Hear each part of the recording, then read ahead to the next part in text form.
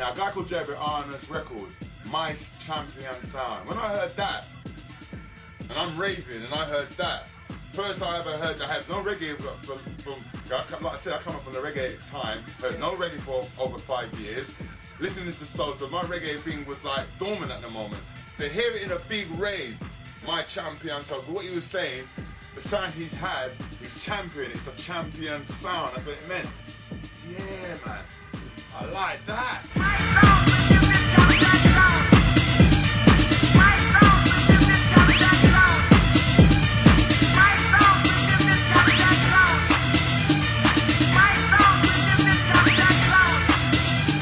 Like this.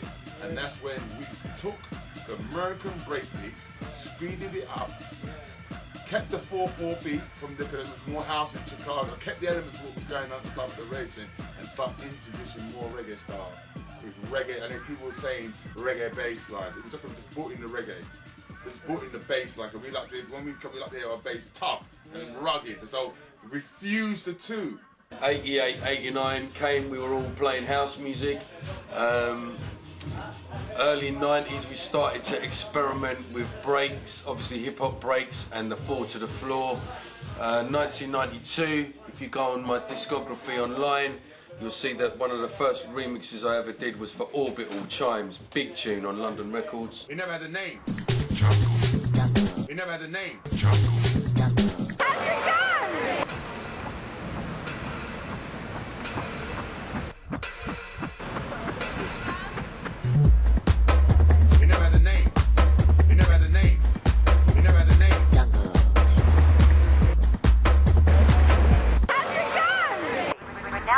Takeoff, so please fasten your seatbelt. I can't remember. You remember the chopper.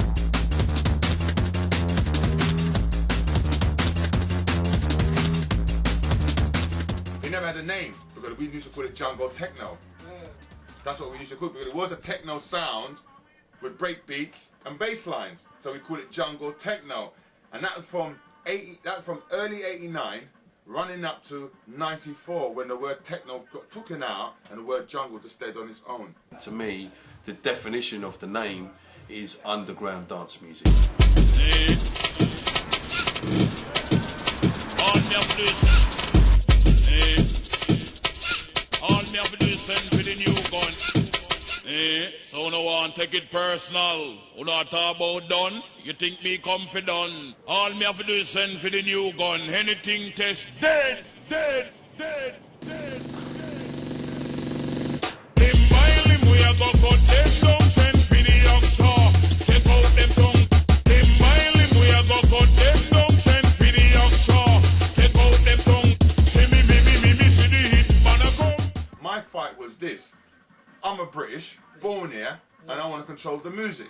Why am I listening to foreign music? I'm listening to Germans, I'm listening to Americans. Where's the British stuff? There was no British music. I said, we need to form our own music. We need to have our own identity. This is wrong. I stopped buying imports. I stopped buying American stuff. stopped buying German stuff. I just stopped buying it. What I was doing, making my own music, and that was jungle. Nicky Holloway. What's that other DJs? Pete Tong. Pete Tong. All them DJs have gone on into the house where they've moved on. They're going to, we call them super clubs. They're running their big super clubs like Ibiza. They moved on and left this big hole in the gap in the market. Why this music breathe? That's why jungle bred had a room to breathe, because it became a London thing, culture thing, got our own identity. Yeah, we're running our own dances. Became a spiritual thing at the time. Early jungle drum and bass really was right across the board, was the cutting edge of what was going on of electronic dance music. The Americans had house. The only thing that we'd exported before was pop music, which was the Beatles, and for the first time we had something that was ours. You know, American hip-hop was America, house was America and Europe, and born out of what we did was something electronic and underground. British culture music, that's what's here today. If it weren't for us, there would be no music. You'd be still buying imports, what we were doing last time, and reggae imports. That's what we were doing when we was kids. There was no British music to actually buy at the time. There was none. So therefore we had no culture. And don't forget, the genres to follow that would be, you know, two-step garage, you know, dubstep, the break scene, the hardcore scene. It would all be the mother of. Do you see what I'm saying? So it was a revelation in electronic dance music.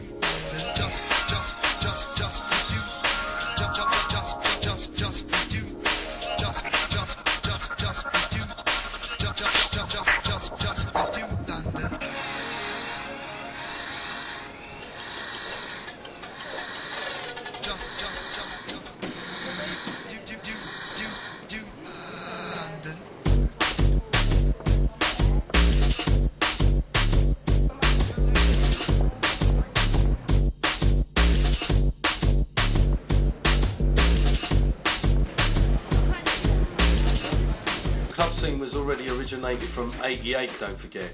So when you're thinking about what we'd done already, we were already established house DJs, and the raves just spread. They got bigger.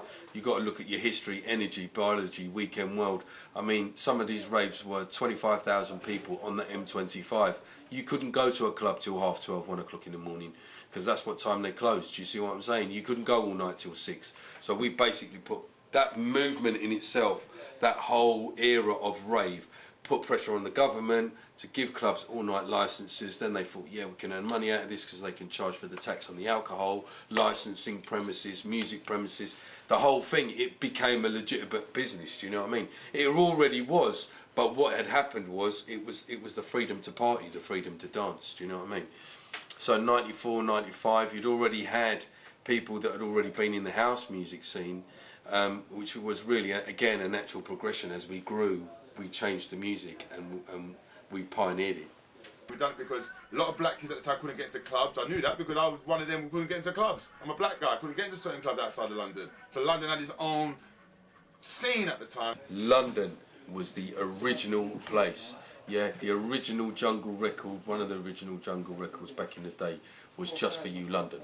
You know what I mean? That was, you know, early jungle, bruv. Do you know what I mean? My first rave was in 89 King's Cross, York Way, right? My first warehouse part I put on, okay? So I've been running for a long time. And then the music fell in my lap in 91. I understand the rave, and then I start understanding the rave culture, the music, hand in hand. Basically, London blessed a lot of places. Bristol wasn't the only place. We were already playing in Manchester, Coventry, do you know what I mean? Before any of that, that would come later. Revolutionary of the rave scene came into play. The ghetto kids, i.e., were still going to reggae dances and soul. They didn't know about no scene. It's only when the media blew it up, they started coming over. What's going on? You know, they said, what's up? They said, what's up top always come to the bottom, always. So when they start coming to the scene in the ghetto, they start seeing what it is, and people liked it, start promoting it. Yeah, do our own thing, and then dances start bringing that from the ghetto. Everyone was smoking weed back in the back, right? And we used to have to try and get in. And they used to tell us, you know what, we know you're not old enough to drink, but you can still come in, and we used to break out fucking stone cold sober. To be fair, like, really honest, when where there's a bass that comes out of the ground, and there's like a proper dubby kind of, ooh, yeah, I can't help myself. You're involved. Okay, Yeah, I like when there's like a, So I'm like, ah. You're a junglist. Yeah. You're a junglist for life. Yeah, Okay. exactly. We like- You can't compare. You can't. No. So you're okay. You're deep.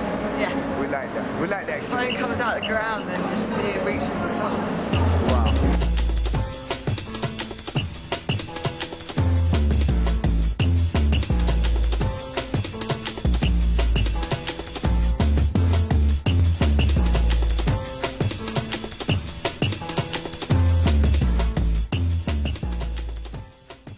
But the distribution is this. You have got to create a scene. And when you create a scene, there's a buzz on it, yeah?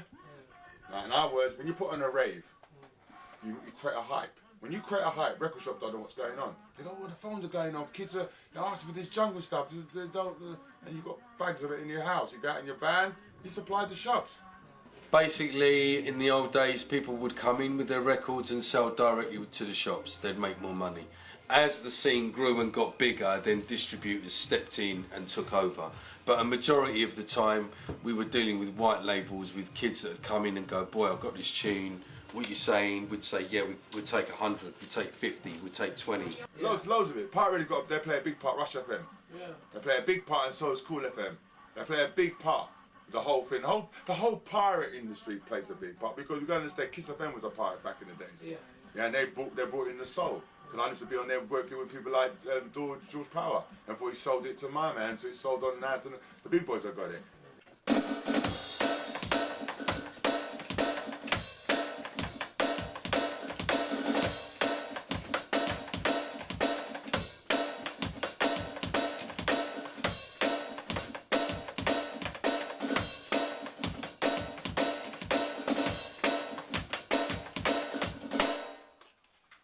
It was grooves like that sort of stuff that really got me into the drum and bass and jungle. It goes, I am the incredible general.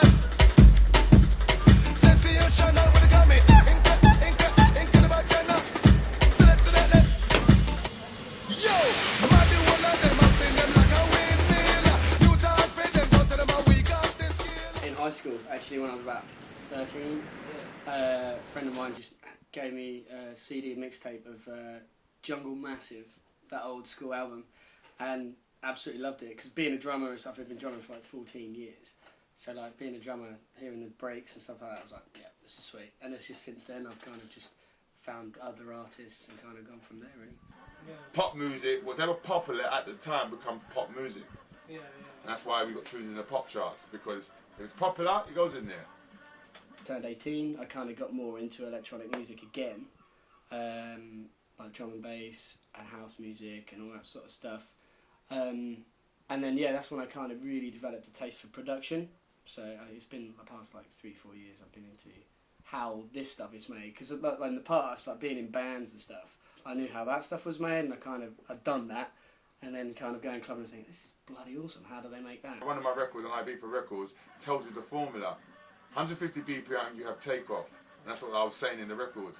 And if you listen to that, you can make jungle. Because at the time, you couldn't afford to buy a big man studio. You know, man was £500 an hour. Right? With kids, with ghetto youth, £500 what? So it taught us to get your own computer, the Atari, sit at home, buy the Cubase and start synchronizing stuff. And that's what came about. And you got a sampler. We only got sampling time, so you're limited to do certain things, and that was the 950 sampler. I remember I bought my first sampler and my mixing desk, Soundcraft mixing desk, and I linked the two of them, and that's my first sound on my DAT machine. First time I ever knew about DATs, and that was my first time. And started putting breaks and started doing my thing. It's a bit of a weird story. My mum told me to make her something for her birthday, and this is what I'm making. She likes her dance music, so I think, yeah, I thought, why not write her a drum and bass tune.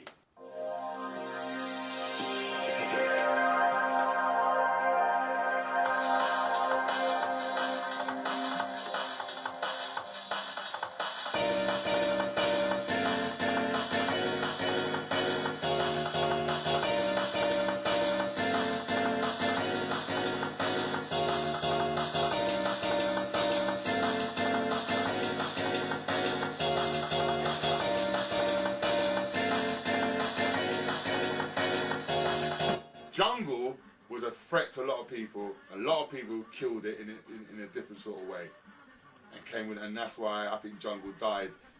He didn't die. He didn't die. Certain players just stepped back and just went in a different. It's gone into a different mode. It gets labelled and then it gets. Do you know what I mean? It happened to Two Step Garage, as you well remember, fighting, shooting, and then everybody's. Same happened to Jungle. Do you know what I mean? And it kind of cleaned up its act later on, then being renamed Drum and Bass. But to me, it was always drums and it was always bass. A lot of people came in, a lot of arguments. A lot of people saying they're the real junglists, this, that, whatever the case may be. People had all hidden agendas. Man took this, man took that, and the whole thing collapsed.